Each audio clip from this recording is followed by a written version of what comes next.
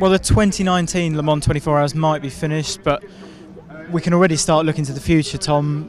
This week we've had plans for the top class of the World Endurance Championship, the new hypercar regulations confirmed and a few details revealed. I guess the thing to look at now is we've had Aston and Toyota sign up already. Is this not just the start of a new era for the World Endurance Championship, which it inevitably will be, but is it the saviour of the championship? I mean, if you take the state it's in now, you've got Toyota in a competition by itself and the privateers, and we don't need to go into the whole story of privateers against hybrids, but if you look at it purely from a attractive manufacturer status, you've got one pure high-level manufacturer.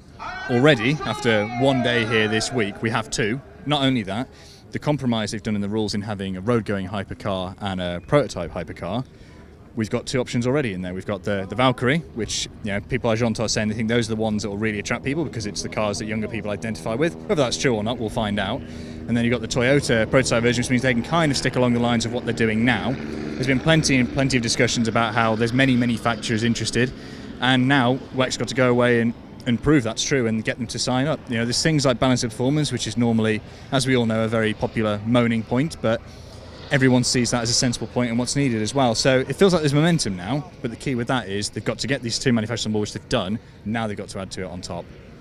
And you've mentioned that a lot of manufacturers have made noise, some positive, some less interested in these regulations. McLaren is one of those that we've heard that has frequently talked about hypercar rules and is weighing up. Zak Brown was speaking yesterday before the start of the race, so what's the latest from McLaren's side on whether or not we'll commit? Yeah, I mean, it's nuance, isn't it? It's been the way when they were looking at doing their IndyCar program, it was always, we'll do it at some point. When, that's a different subject. It's a similar vibe with this in that they see it as a positive step. They seem to like the direction of it. The interesting bit is this talk of a 5-year plan that defines where McLaren goes, what McLaren does, and very much that hypercars is a part of that. There's a little bit of a tenuous link to the F1 2021 budget cap. If that comes in, that helps free up some money in budget for the project as well. So I think the McLaren one's going to be a long-term view. They're not going to be a manufacturer that'll be on the grid right at the start. They're probably going to be looking more towards 2021, 22, a bit further on. And that's not necessarily a bad thing. The general sort of feeling we got from Jean Tot's press conference yesterday was sort of they're prepared to wait. If they get manufacturers on the grid at the start, they're more than happy to wait and try and get the usual sort of level that Series I, which is normally around 4 manufacturers. I think if they get that, they're quite content with the direction.